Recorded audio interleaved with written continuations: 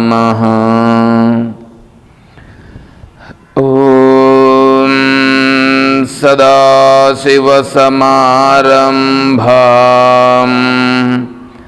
శంకరాచార్యమధ్యమాం తత్వవిదానందపర్యంతం వందే గురుపరంపరాం.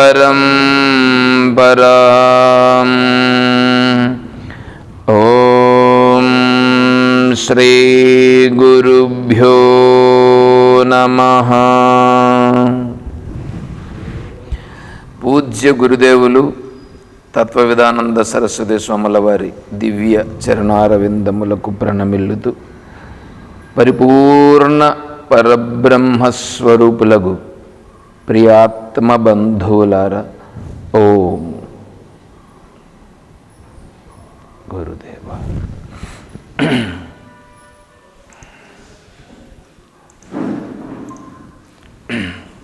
తత్వబోధ.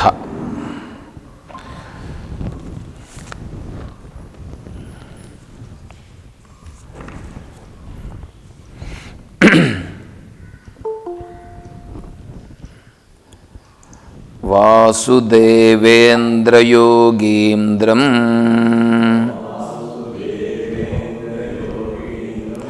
నత్వా జ్ఞానప్రదం గురుం ముముక్షూణాం హితార్థాయ తత్వబోధోభిధీయతే.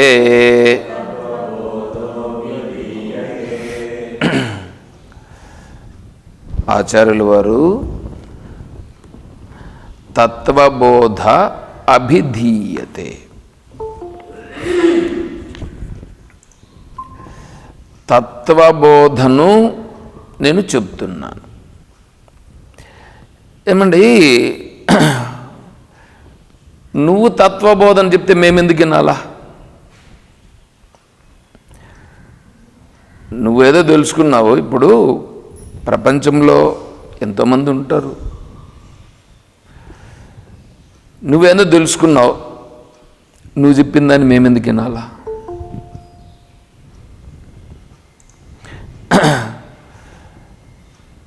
నువ్వేదో నీ మార్గం ఏదో నువ్వు పోతున్నావు, పో. మరి మాకెందుకు చెప్పాలా? ఉందా లేదా ఇది ఆలోచన ఉందిగా. అభిధీయతే, తత్వబోధో అభిధీయతే. అభిధీయతే అంటే అర్థం నేను చెప్పేదానికి ప్రయత్నం చేస్తున్నా. ఆచార్యుల వారు ఎక్కడ కూడా కానీ ఒక వెంట్రుక వాసంతైన సందేహం అనేటువంటిది లేకుండా ప్రతిదానిని క్లారిటీ చేస్తారు. ఇక్కడ తత్వబోధని అభిధీయతే. అయా, నేను ఆ తత్వస్వరూపమైనటువంటి స్థితి ఏదైతే ఉన్నదో ఆ సత్యస్వరూపమైనటువంటి దానిని స్పష్టంగా నేను అనుభవంలో ఉన్నాను. ఏది సత్యమో ఏది అసత్యమో అనేటువంటిది చాలా స్పష్టమైనది. ఇప్పుడు ఈ స్పష్టమైనటువంటి దానిని నేనేం చేస్తున్నానంటే అభిధీయతే. కొంతమంది ముముక్షూణాం, ఈ లోకంలో ముముక్షువులు ఉంటారు. లోకంలో ముముక్షువులు ఉంటారు. ఇప్పుడు భగవంతుడు అనేవాడు ఉన్నాడా? ఉన్నాడు అని ఎవడైనా చూసినాడా? వాడు చూస్తే నాకు కూడా కనిపించేటట్లుగా చెయ్యి అని చెప్పి మనం కూడా అడగచ్చు. భగవంతుడు ఇంతవరకు ఎవరికి కనిపించింది ఏమీ లేదు. పురాణాలలో ఉండేటువంటివి ఏవైతే ఉన్నాయో, విష్ణువు కనిపించినాడు, ధ్రువునికి కనిపించినాడు, ఆయన ఎత్తుకొని వాడు తొడ మీద పెట్టుకున్నాడు. ఇటువంటివంతా కూడా మాకు దార్శనిక పద్ధతిలో మేము అంగీకరించాం. ఎందుకంటే ఏదైనా ఒకటి జరిగింది అనుకోండి, ఎప్పుడైనా ఒకటి, ఇప్పుడు నేను పాలు తీసుకొని కాగబెట్టి దానికి తోడేసాను అనుకోండి, ఏమవుతుంది? పెరుగవుతుంది. నేను చేస్తే అట్లవుతుంది. భూమిపైన అమెరికాలో ఉండే వాళ్ళు చేస్తే, దుబాయ్లో ఉండే వాళ్ళు చేస్తే, ఎవడైనా చేసినా అలాగే కదా కావాలి. మరి అటువంటప్పుడు ఎప్పుడో ఒక ఆయన ఒకరికి ప్రత్యక్షమైనప్పుడు ఇప్పుడు కూడా ఎవరికైనా ప్రత్యక్షం కావాలి కదా. అలా అయినట్లుగా మాకెక్కడ కనిపించటం లేదు. ఒకవేళ అలా అయినా నీ మనస్ యొక్క భావనే అది.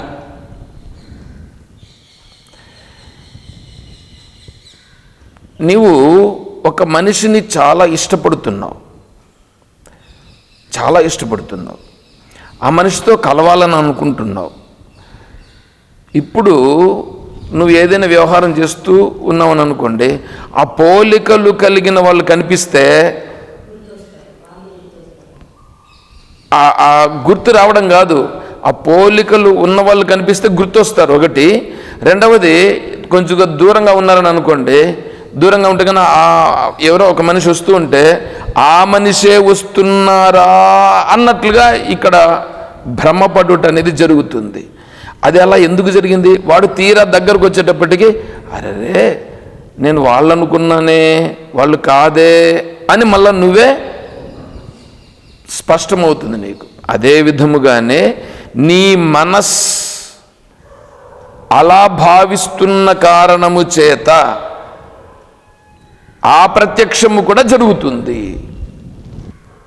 అంతేగాని అది సత్యమైనది అని శాస్త్రం చెప్పుటలేదు. మేము ఔపనిషదులం, అంటే ఉపనిషద్వాదులం. ఉపనిషద్వాదుల సిద్ధాంతం ప్రకారం భగవద్గీత ప్రకారమే మేము అంగీకరిస్తాం. భగవద్గీత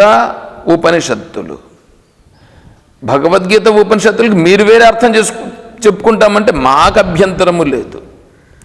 కానీ మేమేం చేస్తున్నామంటే భగవద్గీతలో కూడా తస్మాత్ శాస్త్రం ప్రమాణంతే కార్య అకార్య వ్యవస్థితౌ అని చెప్పినటువంటి దాన్ని తమేవ శరణం గచ్చ సర్వభావేన భారత అని భగవద్గీతలో ఫైనల్గా చెప్పినటువంటి దానిని విముక్తశ్చ విముచ్యతే, నువ్వు విముక్తుడవయ్యా, నువ్వు బంధింపబడినావు అని నువ్వు అనుకుంటున్నావు, కానీ నువ్వు బంధింపబడి లేదు. తర్వాత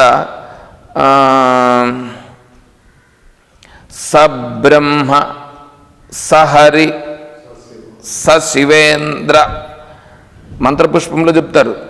సబ్రహ్మ సబ్రహ్మ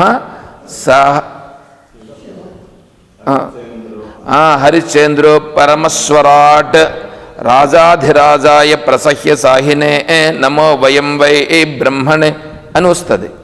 అంటే మీ సబ్రహ్మ సశివ సహరి సయింద్ర, అది బ్రహ్మ, అది విష్ణువు, అది శివుడు. ఎవరది? అదే నీ స్వరూపం. ఇది వేదమాత చెప్పినటువంటి మాట.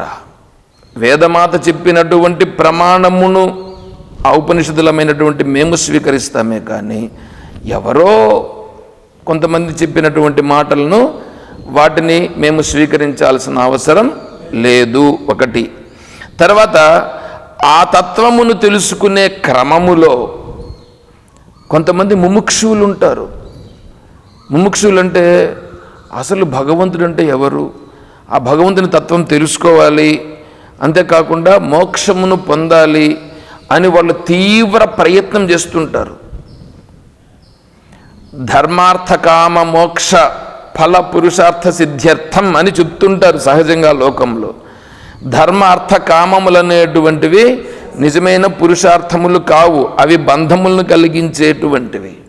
కాబట్టి మోక్ష పురుషార్థమును ఎవరైతే అభిలషిస్తున్నారో, మోక్షమును గురించి ఎవరైతే అభిలషిస్తున్నారో అటువంటి వాళ్ళను ఉద్దేశించి, అటువంటి వాళ్ళు, ఎందుకంటే వాళ్ళు పాపం వెతుకుతూ ఉంటారు ఏ విధంగా నేను మోక్షమును పొందాలి, అసలు మోక్షం అంటే ఏమిటి, ఆ మోక్ష స్థితిని పొందుటంటే ఏంటి, నేను వెళుతున్నటువంటి మార్గం కరెక్టేనా, అవునా కాదా అనేటువంటిది వాళ్ళ మనస్సులో కూడా అవుతూ ఉంటుంది. తర్వాత ఈ ప్రపంచంలో అందరూ ఏమో ఒక మార్గంలో పోతున్నారు, అందరూ అనుభవిస్తున్నారు, బ్రహ్మాండంగా ఏంటేంటివో చేస్తున్నారు. మరి నేను మాత్రము వాళ్ళందరి ముందర పనికిరాని వాడిని అవుతున్నాను. ఎందుకంటే వాళ్ళు అనుభవిస్తున్నారు, నేను వాటన్నింటినీ వారగబెట్టి ఇదేందో ఒకటి ఉండదని చెప్పి భగవద్గీతని ఒకదాన్ని పట్టుకొని భగవంతుడు చెప్పినాడని చెప్పి ఈ మార్గంలో పోతూ ప్రపంచంలో ఉండే వాళ్ళు ఆచరించే విధానం వేరే, వీళ్ళు ఆచరించే విధానం వేరే. అంటే వీళ్ళ భావాలు మారిపోతాయిగా. వాళ్ళేమో ఆసక్తితో ఉంటారు, అన్నీ కావాలి కావాలి కావాలి అని. వీడేమో ఆవిడతో అంత పని లేదు, వాడితో పని లేదు, ఇంకా ఉండేది ఉంటే ఇచ్చేస్తూ ఉంటాడు. మరి నా దగ్గర ఉండేది ఇచ్చేసేయాలి, వాళ్ళేమో కావాలని అనుకుంటున్నారు. చూడండి, బద్ధ విరుద్ధం అయిపోయింది. మరి వీడికి అప్పుడప్పుడు సందేహాలు కలిగే అవకాశం ఉంటుంది. ఏంది, నేను భగవంతుని గురించి నేను ఇలా ప్రయత్నం చేస్తూ ఉంటే ఆ భగవంతుడు నాకు సహాయం చేయాలిగా, నాకు ఏదన్నా సహాయం చేసి మార్గం చూపించాలిగా. అట్లా కాకుండా వాళ్ళందరూ అభివృద్ధి చెందుతున్నారు ప్రపంచంలో, మరి నేను రోజు రోజుకి క్షీణించిపోవడం, ప్రపంచంలో క్షీణించిపోవడం, ఇదంతా ఈశ్వరుని యొక్క స్వరూపం అని చెప్పి నేనేమో ఈశ్వర భావంతో ఉన్నాను. ఇలా చేస్తూ ఉంటే పోనీ నేను ఆనందంగా ఉండాలి కదా, నేను ఆనందంగా కూడా ఉండటం లేదే, భగవంతుడు నాకెందుకు ఇలా చేస్తున్నాడు, శాస్త్రం చెప్పింది శాస్త్రం ప్రకారం అయితే నేను వెళ్తున్నాను, అయితే మధ్యలో ఏమైపోతుంది ఇది అని. ఎందుకంటే వాడికి వచ్చేటువంటి కష్ట నష్టాలు అనేటువంటి ఉంటాయి చూడండి, సుఖ దుఃఖాలు అనేటువంటివి అవన్నీ చుట్టుముడతాయి. భగవంతుని మార్గంలో పోతే మీరేమన్నా అన్నీ సక్రమంగా జరుగుతాయని మీరు అనుకోవచ్చు, జరగవు. సక్రమముగా జరగాలంటే పూర్వ పుణ్య సంస్కారం కన్నా ఉంటే ఆ పుణ్య సంస్కార ప్రభావంతో నీకు సౌకర్యాలు ఏర్పడవచ్చు. పుణ్య సంస్కారం ఉంటే, పుణ్య సంస్కారం లేదు అని అనుకోండి, వీడిదంతా కూడా పనికిరాని సంస్కారాలు ఉన్నాయని అనుకోండి, పనికిరాని సంస్కారాలు ఉన్నా కూడా ఈ మార్గంలో రావచ్చు. వచ్చినా అప్పుడేమవుతుంది, వచ్చిన తర్వాత వీడికి ఉండేటువంటివే కదా వస్తాయి, ముందున్నటువంటి వాసనల ప్రభావమే ఇక్కడ వస్తుంది. ఏమన్నా మీకు ఒకటి చెప్తానేనండి, ఇప్పుడు మీరున్నారు, నేనున్నాను, మీరు నేను ఒకటేనా వేరువేరా? ఒకటే. కాకపోతే మీరు వస్త్రాలు వేరే వేసుకున్నారు, నేను వస్త్రాలు వేరే వేసుకున్నాను, అంతే కదా తేడా. కాకపోతే సన్యాస దీక్ష అని ఒకటి నేను తీసుకున్నాను, మీరు తీసుకోలేదు, అంతే తేడా.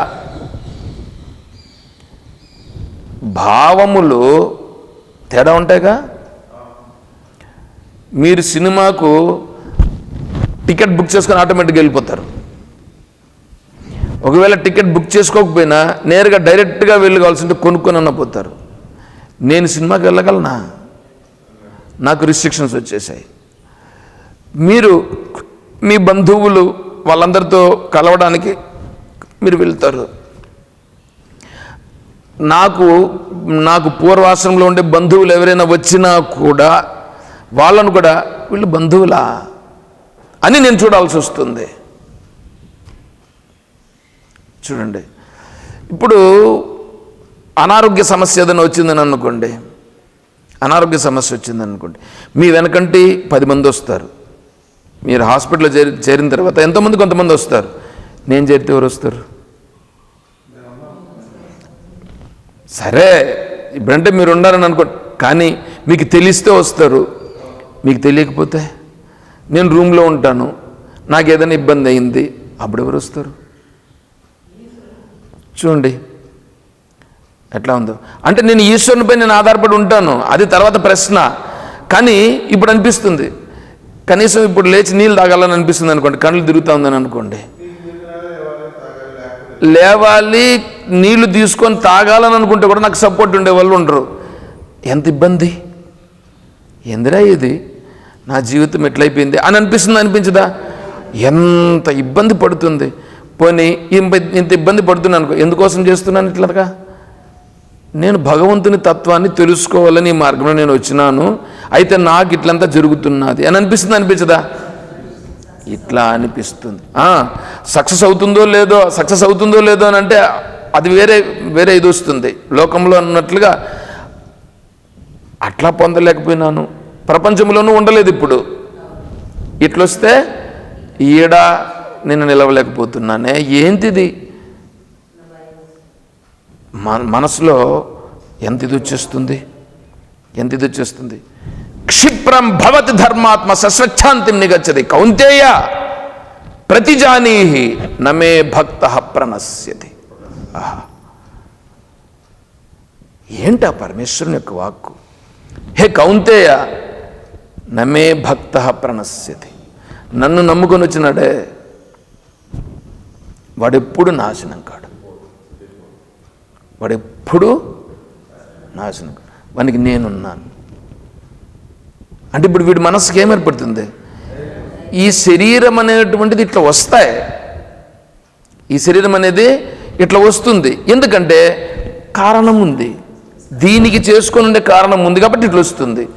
కానీ నేనేం చేయాలి? ఇప్పుడు వీటన్నింటిని చూచుకొని ఈ వాక్ భగవంతుడు ఎంత స్పష్టంగా చెప్పినాడు అనేటువంటి ఒక దృఢత్వం రావాలిగా. ఆ వాక్ వచ్చి నన్ను ఏం చేస్తుంది? నాకు బలం వస్తుంది, నిలబడేట్లు చేస్తుంది. అలాగా ముముక్షూనాం, ఎవడైతే ముముక్షు ఉన్నాడో, మోక్షం కోసం ప్రయత్నం చేస్తున్నాడో. మోక్షం అంటే ఏంది మోక్షం? ఆ మోక్షం అనేది ఏదైనా ఉందా? ఒకటి ఉందా లేదా? అసలు ఆత్మస్వరూపం ఉందా? ఆత్మస్వరూపం ఉందని తెలిసిన వాడు ఎవడో నాకు చెప్పట్లేదే, అది ఎలా ఉంది అని తెలుసుకోవాలని ప్రయత్నం చేస్తుంటారే. ఎవరన్నా అడిగితే ఎవడన్నా చెప్తాడా? అటువంటి వాళ్ళను ఉద్దేశించి అటువంటి వాళ్ళ కొరకు అభిధీయతే, వాళ్ళ కొరకు నేను ఇది హితార్థాయ, ముముక్షూనాం హితార్థాయ, వాళ్ళ హితము కోసం. నువ్వెందుకయ్యా ఈ గ్రంథం చెప్తున్నావు తత్వబోధని అని ప్రశ్న వేస్తే, అయ్యా నేను నా కోసం నేను చెప్పట్లేదు, నాలాగా ఎవడైనా పరితపించేవాడు ఉండి ఉంటాడు, ఎందుకంటే వీడు దాటుకొని వచ్చాడుగా. అలా ఉన్నటువంటి వాళ్ళు ఎవరైనా ఉంటే వారికి దారి చూపించేదాని నిమిత్తమై నేను ఈ తత్వబోధను అభిధీయతే. వాళ్ళకి ఎలా ఉంటుంది చెప్పండి? ఇప్పుడు బ్యాక్ సపోర్ట్. ఇది సత్యం, ఇది సత్యం, నేను వెళ్తున్నటువంటి మార్గం సత్యమైనది. ఈ ప్రపంచంలో ఉండేటువంటిది ఎన్ని భోగాలు వచ్చినా ఎన్ని వచ్చినా వీటన్నింటినీ నేను సునాయాసముగా నేను వారగా పెట్టగలిగే సామర్థ్యం నాకు రావాలి. నేను ఇంకా ఆ మార్గములోనే నేను దృఢం కావాలి. అసలు ఆత్మస్వరూపం ఉందా లేదా అనేటువంటి భావన కూడా ఉంటుంది. అది ఉంది, సత్ సత్ సత్ ఉంది. అది ఉందా లేదా? అస్థి నాస్తితి భావేన అని కఠోపనిషత్తులో చెప్తారు. కొంతమంది ఉందంటున్నారు, కొంతమంది లేదని అంటున్నారు. అస్థి నాస్తితి నాస్తి నాస్తితి వాదినః చలస్థిరో భయోభావైరావృణోత్యేవ బాలిశః. గౌడపాదాచార్య స్వాములు గారు. అస్థి కొంతమంది అంటారు. నాస్తి ఇతి, వెంటనే కొంతమంది నాస్తి, వాడెవడైతే అస్థి అని చెప్పినాడో వాడే వెంటనే నాస్తి ఇతి, అది లేదని అంటాడు. ఇప్పుడు ఈ జగత్తంతా ఈశ్వరుని రూపముగా ఉన్నది, ఈ జగత్తంతా ఉండేది ఈశ్వరుని రూపం. అట్లయితే ఇదే జగత్తా? ఇది ఇది మాయ. అరే ఒక మాట మీద నిలబడిపోయా, అవునయ్యా ఇదంతా ఈశ్వరుడే. మరి ఈశ్వరుడు అంటున్నావు కదా, ఇదంతా ఈశ్వరుడే అని అనుకుంటున్నావు కదా. అయ్యా నువ్వు ఈశ్వరుడని ఎందుకు నీకు నేను చెప్పానంటే, నువ్వు ప్రపంచం అనే భావనలో నువ్వు పడి కొట్టుకొని పోతున్నావు కాబట్టి ప్రపంచం అనే భావన నీకు ఉండకుండా ఈశ్వరుడు అనే భావనను పట్టుకో అని చెప్తున్నా. పోనీ ఆ భావనలో నిలవచ్చు, ఇది మళ్ళా ఈశ్వరుడిగా దీంట్లో ఉండద్దు, దీంట్లో నిలవకూడదు. దీనికంటే అతీతమైనటువంటి బ్రాహ్మీ స్థితి అనేటువంటిది ఒకటి ఉంది. ఎట్లుండదు చూడండి. ఇది చెప్పేవాడు కూడా ఉండద్దు, చెప్పేవాడే లేకపోతే ఎలా తెలుసుకుంటాడు? ముముక్షూణాం హితార్థాయ, ఆచార్యుల వారి యొక్క కరుణ. దీన్ని కరుణ అంటారా, ఏమంటారండి దీన్ని? దీనికంటే మించిన కరుణ ఇంకొకటి ఏమన్నా ఉంటుందా? ఇది కరుణ, ఇది కరుణ. ముముక్షూణాం హితార్థాయ తత్వబోధో అభిధీయతే, అందుకొరకు నేను ఈ తత్వబోధను చెప్పుచున్నాను. సరే చెప్తున్నావు కదా, మీ గురువుని కదా ప్రార్థన చేయాల నువ్వు. వాసుదేవేంద్ర యోగీంద్రం అని అంటున్నావే. వాసుదేవేంద్ర యోగీంద్రం నత్వా జ్ఞానప్రదం గురుం. మీ గురువేమో గౌడపాదాచార్య స్వాములు, గోవింద భగవత్పాదాచార్యుల వారు. నువ్వు గోవింద భగవత్పాదాచార్యుల వారికి నమస్కారం చేయి. ఎందుకంటే గురువుకు నమస్కారం చేయడం అనేటువంటిది సాంప్రదాయం కాబట్టి గురువుకు నమస్కారం చేయాలి. గోవింద భగవత్పాదాచార్యులు కదా మీ గురువు గారు. మరి గోవింద భగవత్పాదాచార్యులకు మీరు నమస్కారం చేయకుండా వాసుదేవేంద్ర యోగీంద్రం అని అంటున్నావే, ఎట్లా ఉంది చూడండి. ఇప్పుడు ఇది క్రాస్. మనం చాలా బుద్ధిమంతులు కదా, కాబట్టి మనం అడుగుతాం, వాసుదేవేంద్ర యోగీంద్రం అంటున్నావే, గోవింద భగవత్పాదాచార్య పాద పర్యంతమని కదా నువ్వు అనాలా. నాయనా జ్ఞానప్రదం, జ్ఞానము కలగనంత వరకు గురువని శిష్యుడని భేదం ఉంటుంది. జ్ఞానం కలగనంత వరకు గురు శిష్య భేదం ఉంటుంది. జ్ఞానం కలిగిన తర్వాత గురు శిష్య భేదమే లేదు. గురు శిష్య భేదములో ఉందినంటే అక్కడ భేద స్వరూపం ఉంది. అణుమాత్రేపి వైధర్మే జాయమానే విపశ్చిత అసంగత సదా నాస్తి కిముత ఆవరణచ్యుతి. అయ్యా నేనున్నాను, ఇదంతా ఈశ్వరుడే, ఇదంతా ఈశ్వరుడే, నేను ఈశ్వరుని సేవకుడు అన్నారని అనుకోండి. నీ దృష్టిలో అంతా ఈశ్వరుడే కావచ్చు, నీ దృష్టిలో అంతా ఈశ్వరుడే కాదని చెప్పట్లేదు. నేను ఈశ్వరుని సేవకుడు అని అన్నావుగా, అంటే ఇప్పుడు నువ్వు ఈశ్వరుని కంటే వేరుగా ఉన్నావా, ఈశ్వరుడైపోయినావా? నీకు ఈశ్వరుని గురించి తెలిసినట్లయింది. చూసారా? ఇప్పుడు నేను ఏమన్నాను? నేను ఈశ్వరుని సేవకుడు అన్నాను, అవునా? నేను అన్నట్లు నువ్వేమంటావు? నేను ఈశ్వరుని సేవకుడు, ఇదంతా ఈశ్వరుడు నువ్వు అన్నావు. అందరూ ఇలా అన్నారు అనుకోండి, అప్పుడు ఏమైపోయినారు? అందరూ ఈశ్వరుని కంటే అందరూ వేరు వేరు అయిపోయింది. అప్పుడు ఈశ్వరుని గురించి తెలిసినట్లయిందా? ఈశ్వరుడు స్పష్టంగా ఉన్నది ఈశ్వరుడు అనే భావన స్థిరమైందా? లేదు. అయ్యా ఈశ్వరుని సేవిస్తున్నాను, ఈశ్వరుడు అందరి రూపంగా ఉన్నది ఈశ్వరుడే, ఈ రూపంగా ఉన్నది కూడా ఈశ్వరుడే. నువ్వు ఈ రూపంగా ఉన్నది కూడా ఈశ్వరుడే అని నువ్వు ఏ క్షణములో నువ్వు నిర్ణయానికి వస్తావో ఆ క్షణములోనే నీకు భావన మారుతుంది.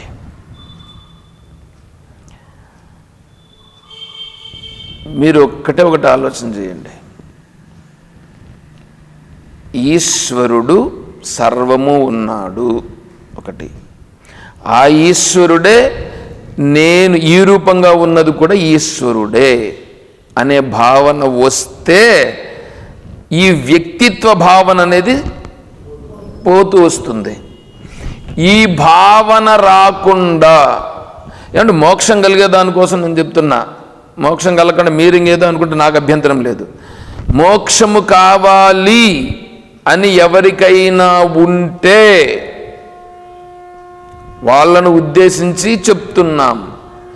ఉన్నది ఈశ్వరుడు, ఉన్నది ఈశ్వరుడు. మరి ఈ నేను శరీరము కానీ, మనస్సు కానీ, ప్రాణము కానీ ఇదంతా కూడా ఈశ్వరుడే. మరి వ్యక్తి నేనున్నానుగా, వ్యక్తి ఉన్నానుగా. అయ్యా, ఈ వ్యక్తి అనేటువంటిది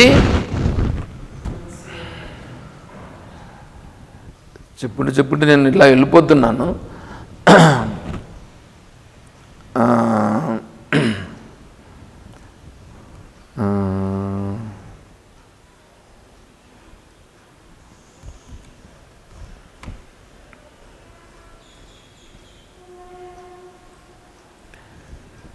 ఏంటది?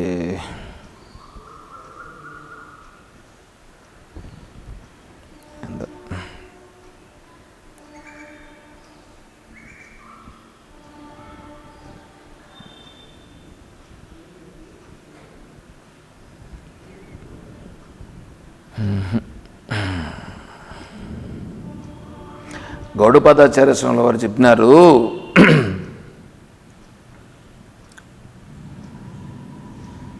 మృల్లోహ విస్ఫులింగాద్యాహ.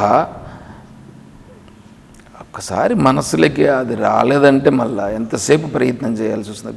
ప్రయత్నం చేస్తే రాదండి. ఎందుకంటే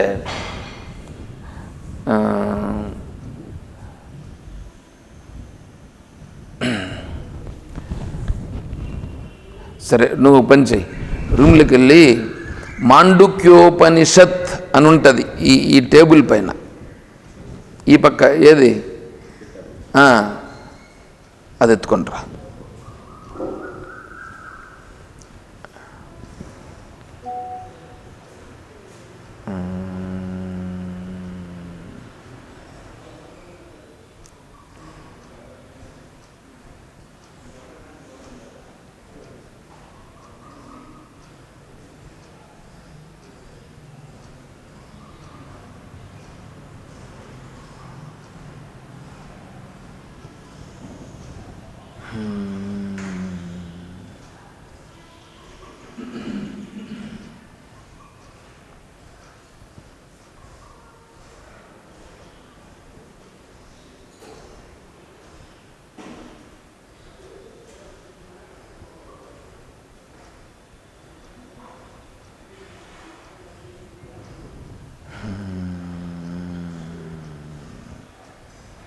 మైండ్ బ్లాక్, ఏం రాలేదు. ఆలోచన చేద్దామంటే కూడా గుర్తు రావట్లేదు.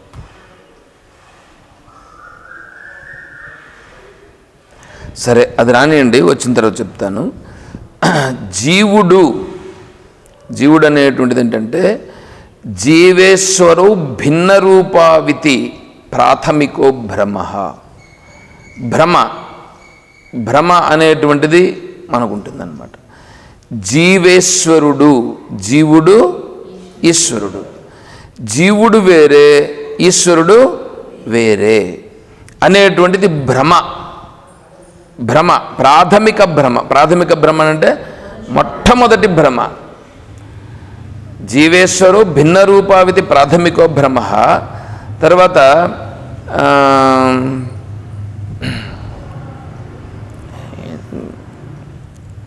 పారాయణం అన్న చేస్తుంటే గుర్తుంటాయి. మహాత్ములుగా ఉండే వాళ్ళు పారాయణం కూడా చేయకుండా చేశారు. ఆత్మనిష్టం